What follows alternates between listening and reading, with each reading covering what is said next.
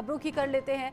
भीषण गर्मी पड़ रही है, ये हम सब जानते हैं, और भीषण गर्मी और पिछले चुनाव की तुलना में कम मतदान के बावजूद बीजेपी ने न केवल अपनी जीत को लेकर आश्वासन यहां पर दिया है, बल्कि पिछले रिकॉर्ड को तोड़ने की भी उम्मीद लगाए हुए हैं, यानी कि 400 पार का नारा दिया जा रहा है।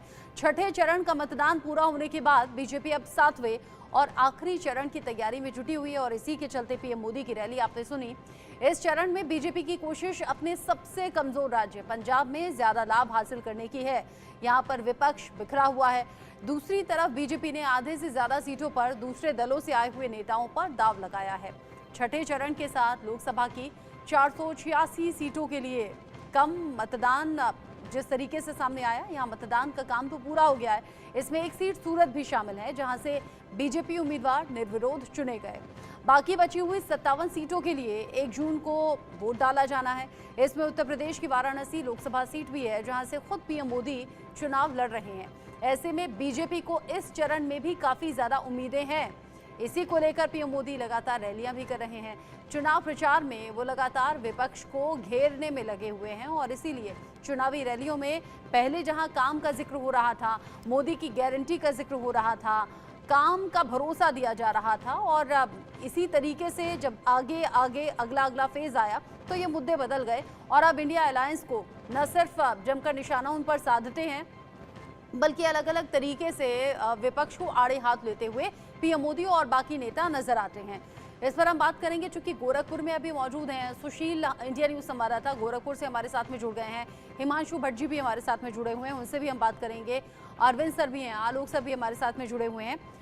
सुशील का पहले मैं रुक कर लेती हूँ। सुशील, पीएम मोदी की चुनावी रैली चल रही है, पूरा जोर यहाँ बीजेपी एनडीए ने लगा दिया है। 400 पार का नारा क्या वाकई सच होता हुआ नजर आ रहा है? आम लोग किस तरह से बातें कर रहे हैं?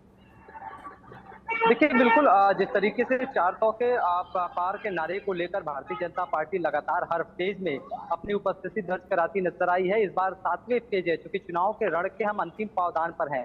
7वें चरण को लेकर के पूर्वांचल के जो तमाम सीटें हैं, वाराणसी, गाजीपुर, गोरखपुर, कुशीनगर, देवरिया, महाराजगंज, या फिर जितने भी आसपास के जो जिले हैं, वहां पर चुनाव 7वें चरण को लेकर 1 जून को होना है। और ऐसे में लगातार, चाहे वो देश के प्रधानमंत्री नरेंद्र मोदी हो या फिर अमित शाह हो, मुख्यमंत्री योगी आदित्यनाथ हो, लगातार दिग्गजों की रैली हो रही है। और कल गोरखपुर में जहां एक तरफ मायावती ने जनसभा किया था, वहीं प्रियंका और अखिलेश ने संयुक्त जनसभा करके वोट की अपील की थी। तो आज पीएम मोदी देवरिया में है, और अमित शाह की भी लगातार रैली है। मुख्यमंत्री भी वहां पर देवरिया में पीएम के साथ हैं, और आज गोरखपुर के खुराबार में भी मुख्यमंत्री की जनसभा है। तो ऐसे में लगातार वो मंच के जरिए जो है अपने सरकार की उपलब्धि और वोटों से अपील कर रहे हैं वोट की, और निश्चित रूप से 400 का जो पार का नारा है उसको लेकर के वो जनता के सामने जा रहे हैं और उनसे वोट की अपील करते हुए नजर आ रहे हैं। तो कुछ तस्वीरें जरूर बदलती हुई नजर आएंगी, और इस वोट प्रतिशत बढ़ाने को लेकर के भी भारतीय जनता पार्टी ने पूरी एक रूपरेखा तैयार की है, और बाकायदे पन्ना प्रमुख से लेकर के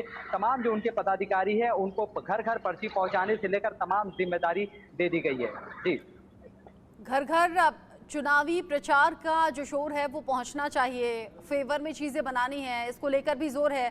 शायद सुशील, मुझे ये भी पूछना चाहिए कि जो एनडीए का नारा है 400 पार का, उसमें उत्तर प्रदेश को लेकर दावा ये हो रहा है कि 80 की 80 सीटें जीती जाएंगी। पूर्वांचल में जो प्रभाव है उसको लेकर आपने बात की, लेकिन क्या उत्तर प्रदेश में 80 की 80 सीटों पर प्रभाव है? देखिए, भारतीय जनता पार्टी का प्लान तो यही है कि उत्तर प्रदेश की 80 की 80 सीटें भारतीय जनता पार्टी के खाते में आए। लेकिन इंडी गठबंधन ने जो चक्रव्यूह रचा है उसको भारतीय जनता पार्टी किस तरह से तोड़ती है, वो आने वाला 1 जून और उसके बाद उसका परिणाम 4 जून को निकल के आएगा। लेकिन ये जरूर है कि 80 की 80 सीटों को लेकर जो भारतीय जनता पार्टी दावा कर रही है, संभवतः इंडी गठबंधन के जो प्रत्याशी हैं वो भी लगातार जोर आजमाइश कर रहे हैं। तो कुछ सीटें जरूर भारतीय जनता पार्टी के खाते से निकल सकती हैं, लेकिन उसके बाद भी लगातार, चाहे रोड शो के जरिए, जनसभा के जरिए, उन सभी सीटों को सहेजने का काम भारतीय जनता पार्टी के जो शीर्ष नेतृत्व है वो कर रही है। और खुद आप देखिए कि मुख्यमंत्री के साथ साथ देश के प्रधानमंत्री नरेंद्र मोदी, अमित शाह लगातार जनसभाएं कर रहे हैं। हर दिन आप देखिए कि कोई न कोई जनसभा अलग अलग जनपदों में जरूर है। एक एक दिन में 4 से 5 जनसभाएं मुख्यमंत्री खुद कर रहे हैं। ये इसका पूरा निचोड़ यही है कि 80 की 80 सीटें उत्तर प्रदेश की बीजेपी के खाते में आए। इसको लेकर लगातार वो कवायद कर रहे हैं, और उसको लेकर के जनता के बीच में भी पहुंच रहे हैं, उससे वोट की अपील भी करते हुए नजर आ रहे हैं। साथ ही अपने सोशल मीडिया को भी एक्टिव कर दिया गया है उत्तर प्रदेश में, खासकर पूर्वांचल में, क्योंकि बता बताया जाता है कि उत्तर प्रदेश की राजनीति अगर पूर्वांचल से होकर जाती है तो पूर्वांचल की राजनीति मठ से होकर जाती है, और यही वजह है मठ से और आसपास से जुड़े हुए तमाम जो संभ्रांत लोग हैं या जो बीजेपी के जो संगठन के पदाधिकारी हैं, उन सभी लोगों को जिम्मेदारी दे दी गई है अपने अपने कार्य क्षेत्र को लेकर कि 80 की 80 सीटें किसी भी तरह से भारतीय जनता पार्टी के पाले में आए। अब ऐसी कोशिशें तो हो रही है, लेकिन कोशिशें कितना रंग लाएंगी ये भी बड़ा दिलचस्प रहेगा देखना। आलोक सर, चूंकि अब तो 6 चरण का चुनाव हो चुका है और हर चरण के दौरान भी, हर चरण के पहले भी आप सभी वो खास चेहरे रहे जो लगातार इंडिया न्यूज़ पर बने रहे, चाहे आलोक सर हैं, अरविंद सर हैं या हिमांशु जी हैं।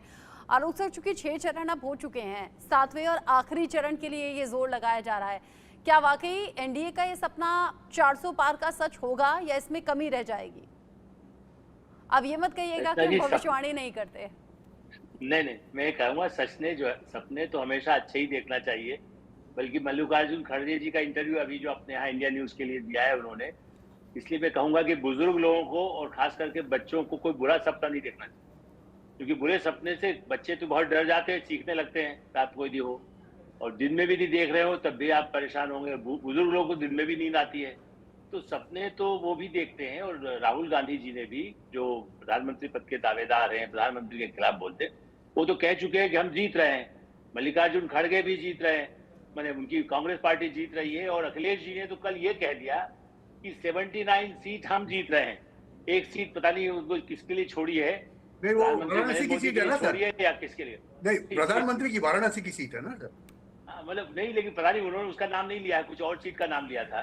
तो वो तो शायद प्रधानमंत्री नरेंद्र मोदी को, मोदी जी ने खुद भी इसकी चर्चा की कि भाई अब तो मेरे को यही हारा हुआ मान लिया है।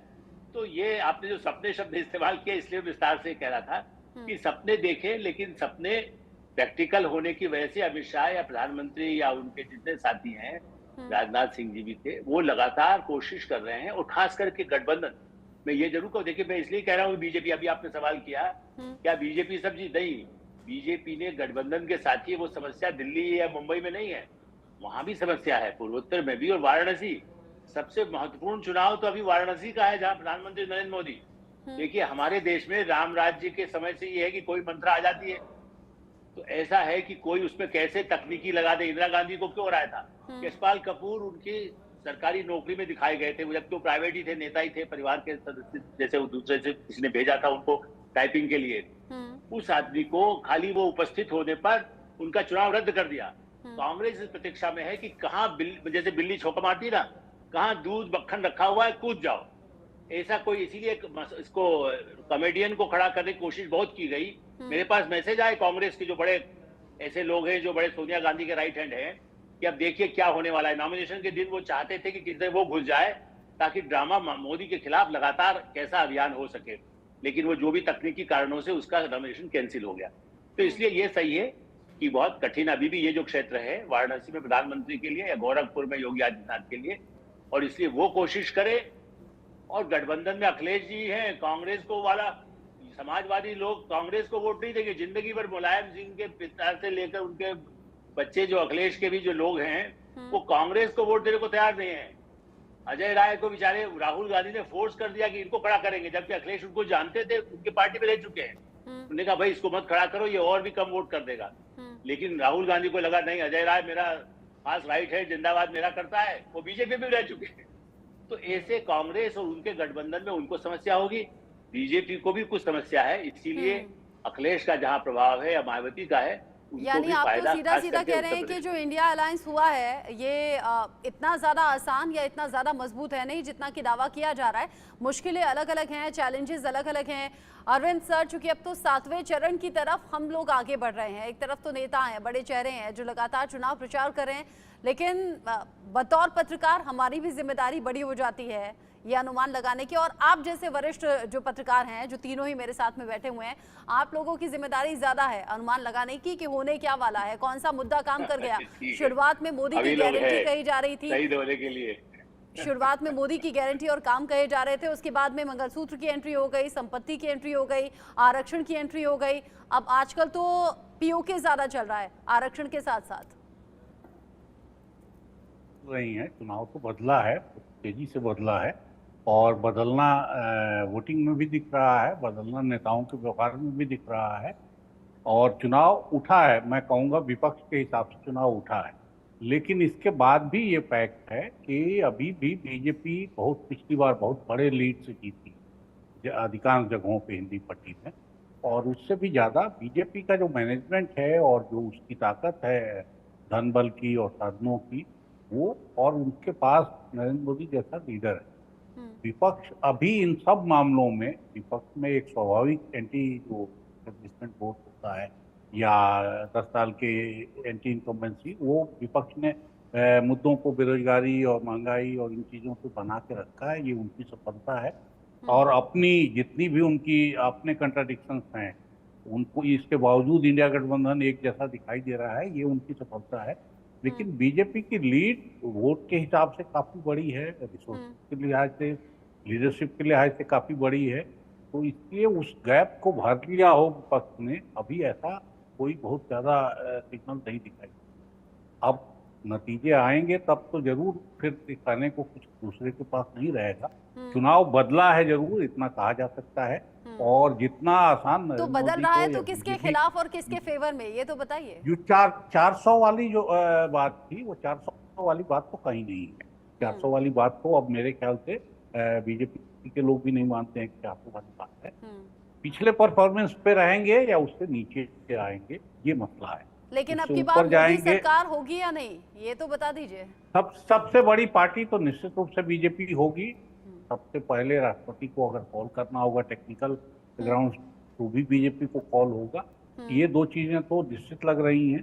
सीटों की संख्या क्या होगी, अगर 272 के नीचे आता है तब मुझे लगता है बीजेपी के लिए बहुत बड़े मोरल हार। अच्छा, यानी आपका अंदाजा यहाँ तक पहुँच रहा है कि अगर ऐसा होता है तो मुझे लगता है आलोक सर और हिमांशु जी तो ऐसा बिल्कुल इत्तेफाक नहीं रखते हैं। अच्छा, चूंकि यूपी में अभी प्रधानमंत्री नरेंद्र मोदी लाइव रहे और हम सुन भी रहे थे, तो हिमांशु जी से मैं सवाल कर लेती हूँ, क्योंकि पिछले दिनों जब यूपी में प्रचार करने के लिए पहुंचे थे पीएम मोदी, तो कहा था राहुल और अखिलेश की जोड़ी को कि काट की हांडी बार बार चढ़ाई नहीं जाती है। तो राहुल गांधी और अखिलेश यादव अपनी अपनी सीट बचा लेंगे क्या? मैं उसी पर बोलने वाला था। ये दोनों मेरे वडील बंधुओं ने अपने अपने मत प्रदर्शित कर दिए। मैं सिर्फ इतना कहूंगा, पिछले बारी बीजेपी 80 में से 40 सीट 50% से ज्यादा वोट से जीती। ये पहला तथ्य है।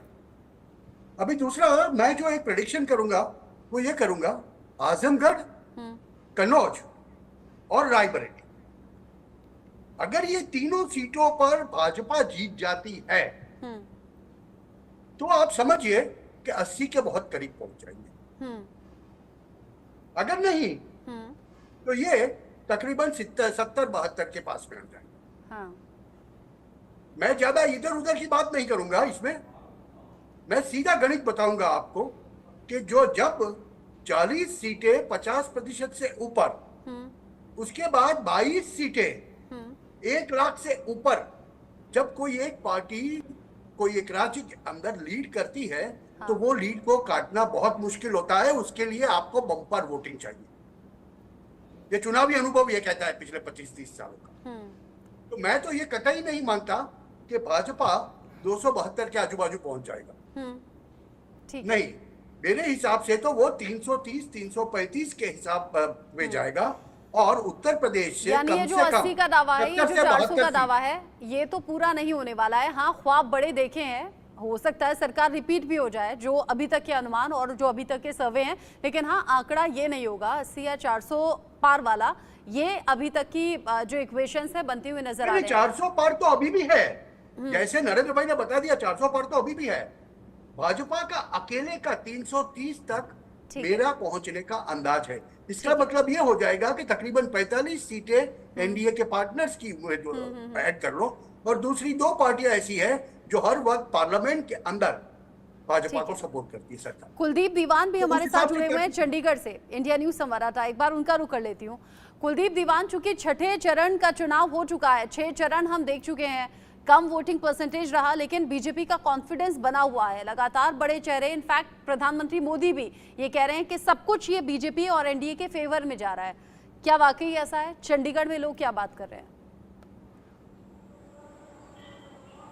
देखिए, बिल्कुल चुनौती तो इस बार भारतीय जनता पार्टी के लिए बनी हुई है, क्योंकि वैसे भी देखा जाए 10 साल में कोई भी सरकार हो, एक बड़ी एंटी इनकम्बेंसी जो है वो सरकार के खिलाफ खड़ी हो जाती है, पार्टी के खिलाफ खड़ी हो जाती है। तो उस चुनौती से भारतीय जनता पार्टी को जूझना पड़ रहा है, इसमें कोई दो राय नहीं है। किसानों के मुद्दों को लेकर जो माहौल बना है, निश्चित तौर पर कहीं ना कहीं भारतीय जनता पार्टी के लिए वो भी एक चुनौती है।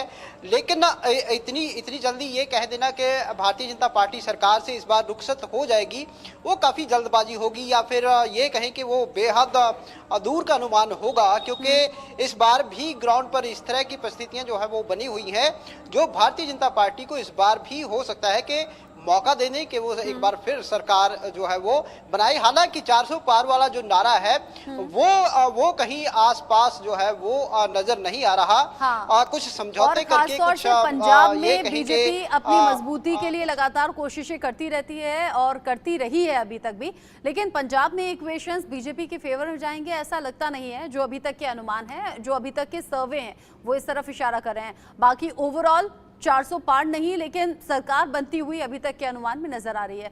कुलदीप दीवान, बहुत शुक्रिया आपका इस अपडेट के लिए। साथ ही साथ आलोक सर, अरविंद सर और हिमांशु जी, बहुत शुक्रिया अपने व्यूज हमारे दर्शकों तक पहुंचाने के लिए। आपके अनुमान कितने सटीक साबित होंगे 4 जून को, इसको लेकर हम बात करेंगे। एक छोटा सा ब्रेक यहाँ पर ले रहे हैं, लौटेंगे।